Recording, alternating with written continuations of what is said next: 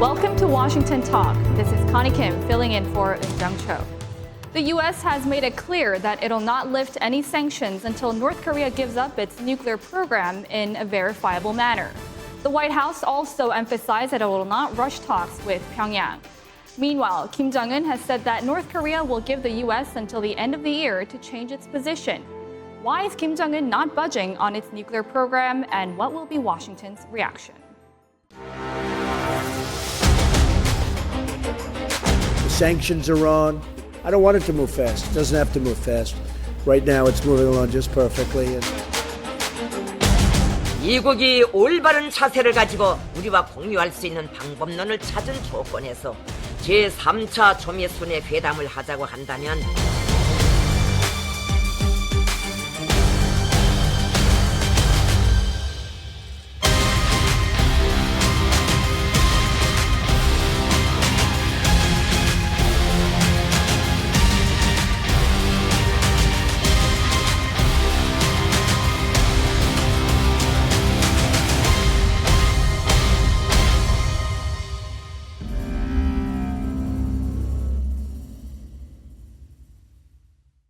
In the studio with me today is Mr. Frank Jannuzi, president of the Mansfield Foundation and a former advisor to the Senate Foreign Relations Committee. Also joining me today, Mr. David Maxwell, senior fellow at the Foundation for Defense of Democracies. Mr. Maxwell is a retired U.S. Army Special Forces colonel with command assignments in Korea. Welcome to the program. Good morning. Good morning. So President Trump has brushed aside Chairman Kim Jong-un's year-end timeline for talks. How is the U.S. approach to these talks different from North Korea's? Well, I think President Trump has said that he is patient. He's not in a hurry. And so I think that he is still on track and desires to negotiate. I think that Kim Jong-un is putting pressure, trying to put pressure on the United States for his failure at the Hanoi summit, because he came away without having sanctions being lifted, which was clearly his goal. So he is looking for a near-term success, but President Trump seems to be patient and allow the bromance to continue. Mm-hmm. What do you think, Mr. Jannuzi? Why do you think Kim Jong-un has put this timeline until the end of the year? Well, he clearly is hoping to get some sort of economic benefit out of talks with the United States and to get that benefit sooner rather than later.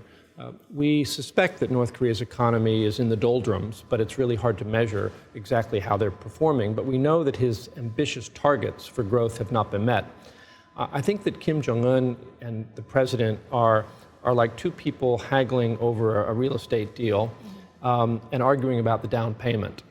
Basically, the United States is arguing that North Korea needs to make a very sizable down payment because we don't think they're very creditworthy.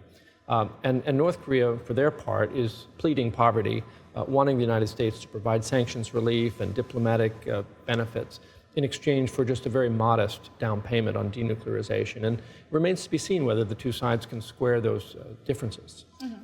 And I think that Kim has, in a way, reverted to the time-old playbook of the Kim family regime, increasing tensions and sometimes provocations in order to gain political and economic concessions. And when you look at the recent test, the air activity, the rehabilitation of Sohae, the train movement at Yongbyon, all of these are could be designed to ratchet up tensions and pressure and really put pressure on the United States to give Kim what he wants. But all of them are really below the threshold of a response. And of course, the other benefit they have to him is that he is able to show strength to his own elite leadership and to the Korean people in the North, that he is strong, he's doing something. Again, this is in response to the failed Hanoi summit. You're right. So North Korea is ratcheting up pressure against the U.S., but it's clear that both sides want to talk. So if this impasse between the U.S. and North Korea continues, which side do you think has more to lose here? Well, I'm not sure whether time is on anyone's side. For the Trump administration, they really have touted their North Korean diplomacy as a success on the world stage. And the longer they're unable to demonstrate concrete progress, the more that success begins to look illusory. So I think Trump is feeling the pressure of 2020, and he would love to be able to proclaim to the American people real concrete progress. for Kim Jong-un, time is not really on his side either. He does need economic relief from sanctions. But I think we have to accept that during this period of waiting, North Korea is still proceeding to produce more fissile material.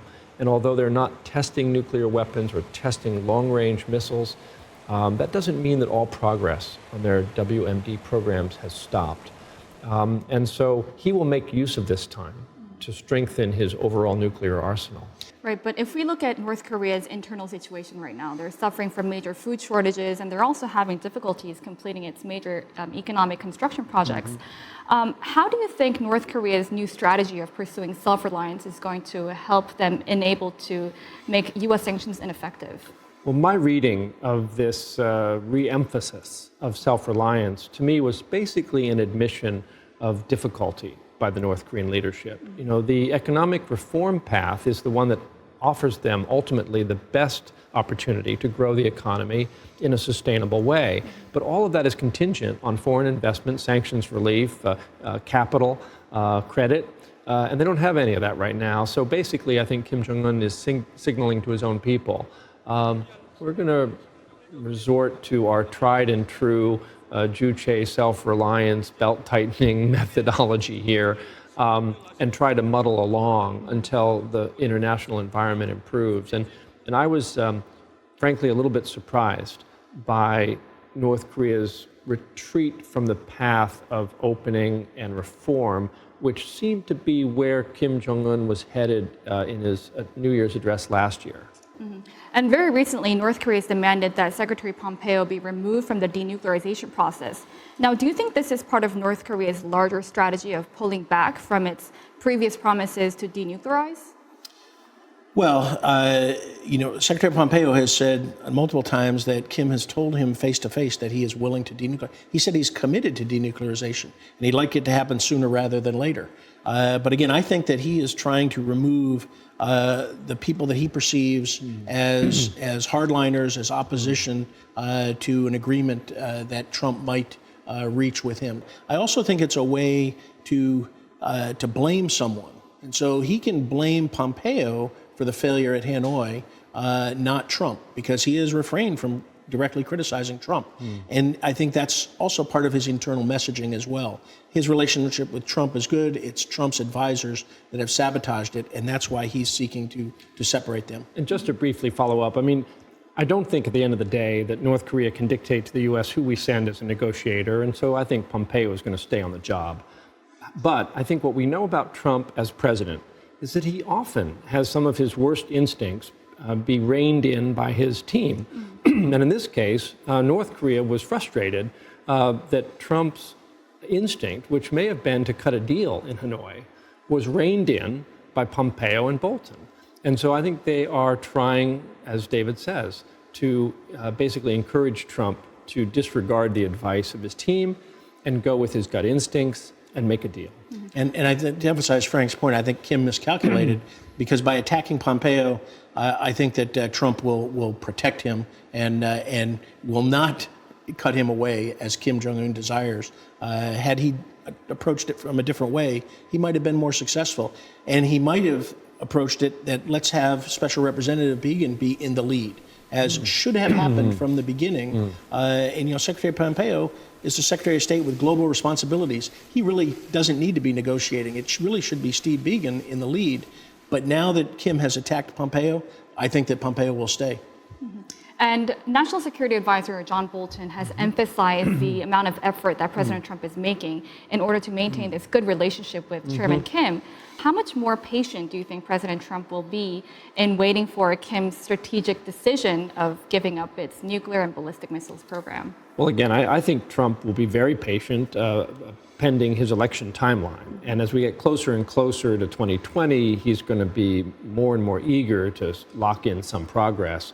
But this is a president who, to put it charitably, has trouble focusing on anything for very long. So his ability to focus on the North Korean issue between now and the end of the year, I think it's going to be episodic. And there will be moments when he engages in a serious way on this issue, but most of his day is spent watching television or worrying about his domestic political situation. He's not obsessing about the North Korean situation. But if this current impasse between the U.S. and North Korea continues, how do you think the U.S.'s strategy on North Korea will change over time? Do you think it'll get softer, or do you think it'll get more aggressive? President Trump has told us what his measure of success is. No testing of nuclear weapons and missiles. And as long as that happens, I think Trump is going to have patience. Yes. But I think the longer things go on, and if we come to the realization, as the U.S. intelligence community estimated in their report this year, that Kim has no intention of giving up his nuclear weapons, then things change. The Korea community, the Korea watchers on both sides, those who want to engage, those who are hardliners, they both operate from the assumption that they can either co-opt or coerce Kim Jong-un to give up his nuclear weapons. The intelligence community has told us that is not a fact, and that assumption is invalid. And when we realize that and we accept that, then there's going to have to be a new strategy. And that's something that, ironically, Kim has given us really till the end of the year to perhaps come up with a plan B. So, Frank, you've been with the Senate Foreign Relations for quite some time.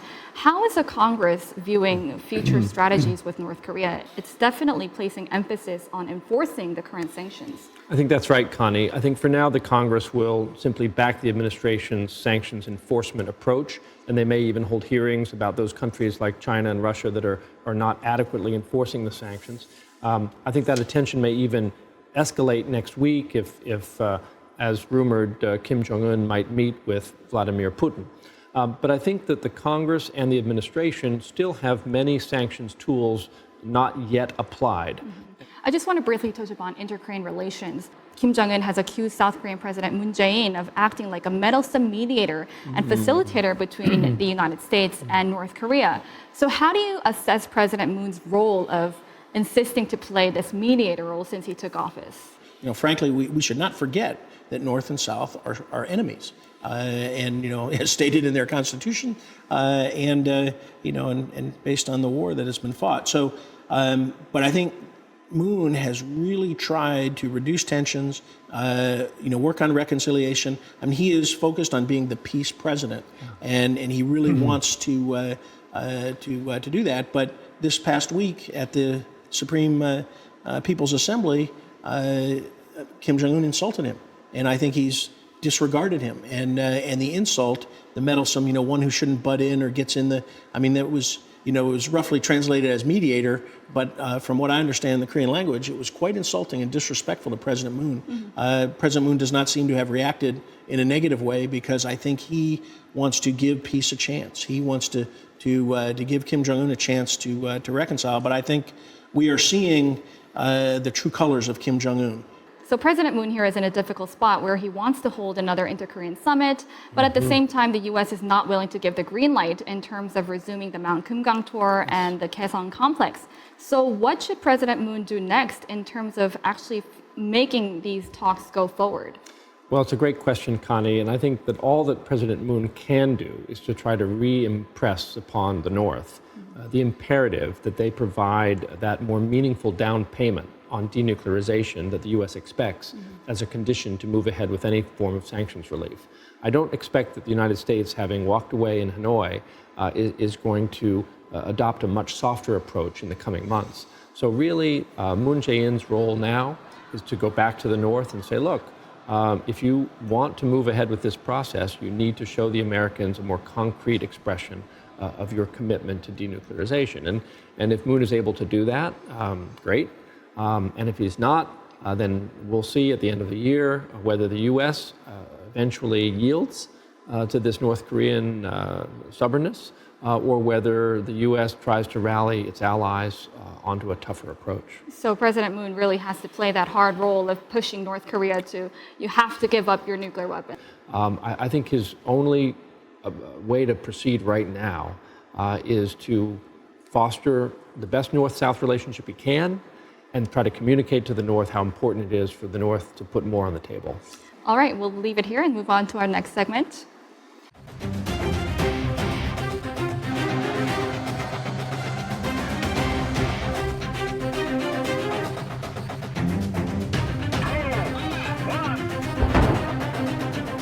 Северная Корея предприняла определенные шаги по денуклеаризации, но она, видимо, ждет в ответ каких-то хотя бы сигналов.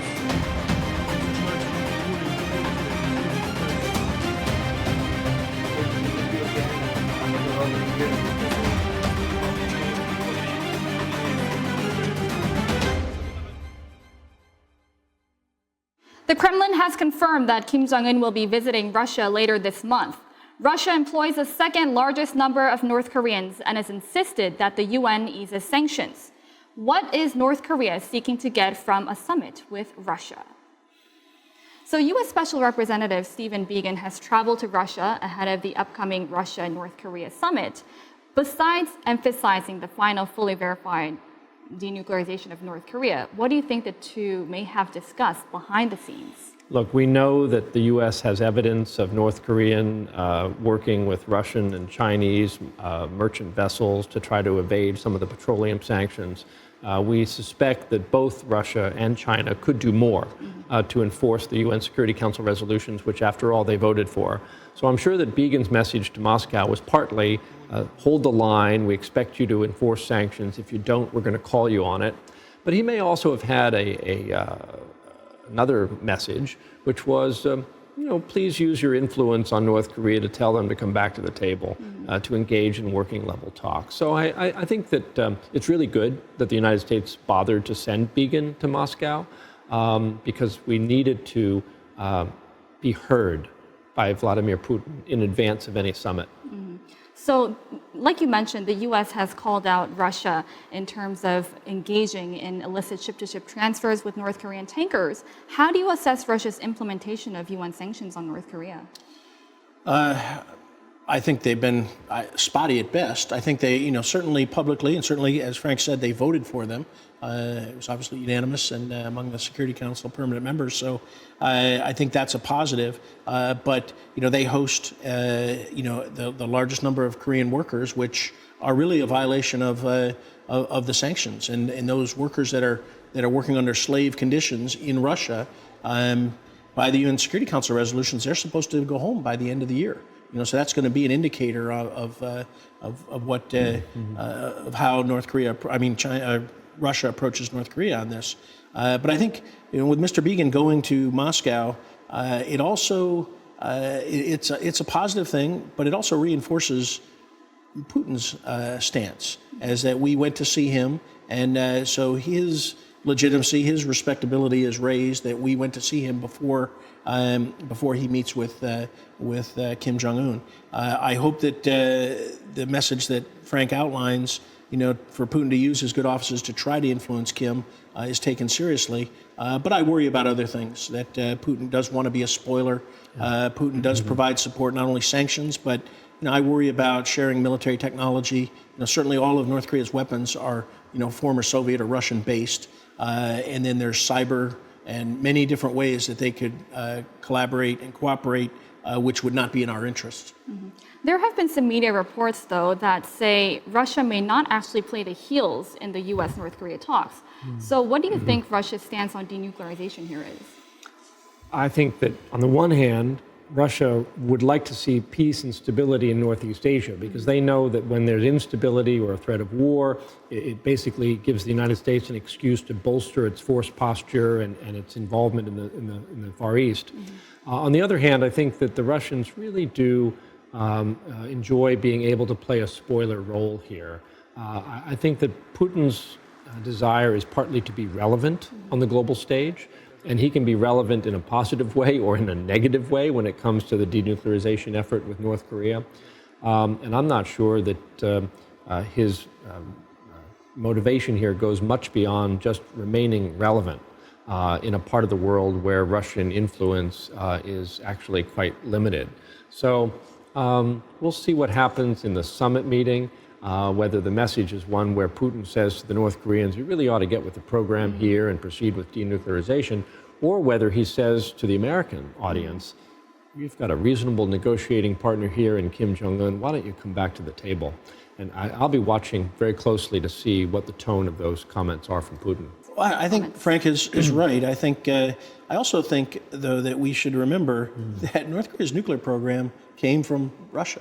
came from the Soviet Union. I mean, dating back to the 1950s. And so there's a long relationship there. I also think, though, that Russia, and frankly China as well, do not view the North's nuclear weapons as a threat in the same way that we do. And so we tend to think that it's a threat and everybody should want North Korea to get rid of nuclear weapons. Again, going along with Frank, North Korea's possession of nuclear weapons is a thorn in our side. And that gives political advantage perhaps to Russia in engaging in Northeast Asia. So I don't think that they're certainly not committed, just as the Chinese are not committed to getting rid of North Korea's nuclear weapons on our behalf. And if I can add one point to this, I mean, I have less insight, frankly, into Russia's motivations and goals, but I can tell you what I've heard firsthand from Russian experts, which is that they do not believe North Korea will ever denuclearize. So they're moving into this peace and denuclearization process as deep skeptics about whether the North would ever abandon their nuclear weapons. That I've heard directly from Russians. And that's probably a wise position. And I want to touch upon Russia's influence on denuclearization compared to when the six-party talks were underway. How much influence do you think Russia's role has diminished compared to the past? Well, remember, Connie, during the six-party talks, Russia chaired the working group that was all about sort of regional economic cooperation and integration. I still think that's where Russia's interests lie. Russia's interested in getting the oil and gas of the Russian Far East to the marketplaces in South Korea and Japan and China. And they're interested in getting development and investment in the Russian Far East. So to the extent that the Russians want peace and stability and even denuclearization as a long-term goal, it's all about economic opportunity for Russia. And I think their focus, as David wisely pointed out, their perception of the threat of the North Korean nuclear program is much different from ours. Right, they do actually want to pursue economic cooperation between Russia and North Korea. This is a wonderful economic opportunity potentially for Putin. We're bringing Russian oil and gas from the Sakhalin and Russian Far East oil fields by pipeline through North Korea to South Korean markets. There's another opportunity for Russia. So I think Putin, remember, Putin's one of the world's richest men. He's a multi-billionaire. And he's focused on the oligarchy and the profits of the Russian state. We'll have to see whether any economic cooperation will come out from the summit. We'll wrap up our segment here and move on to looking at our photo of the week. This week, we have a picture of recently elected members of North Korea's State Affairs Commission. Notably, sitting on Kim Jong-un's right is Choi Ryong-hae, who became the first vice chairman of the commission, replacing Kim Yong-nam, the symbolic head of state. Vice Foreign Minister Choi Sun-hee has also been promoted to the DPRK's top decision-making body. Any thoughts on this photo? Well, what an elegant room. I think it's important to understand both Che's election to their new position, or appointments to their new position, illustrates the importance of the organization and guidance department, to which they're connected to. And I think that is very important. The other thing is that we see 4 generals in uniform, and I don't think that military first politics, Songun, has ever gone away, and so we need to keep that in mind, that the military is still critical to Kim's survival, and they are standing in overwatch of the rest of the civilians here. So, and I see, apart from the ethnicity of the membership, I see a parallel to the Trump cabinet: over-reliance on the military, very few women, and a lot of people who look the same. So Madam Choi Song-hui stands out here as the one woman, 54 years old, as a part of this assemblage of old Korean men advising the young, still somewhat inexperienced leader. And she is a U.S. expert. Her whole career has been focused on the United States, so I think that's telling as well. To me, it was surprising because there were some speculations that those who were responsible for the failure of the Hanoi summit were going to face trouble, but apparently they survived.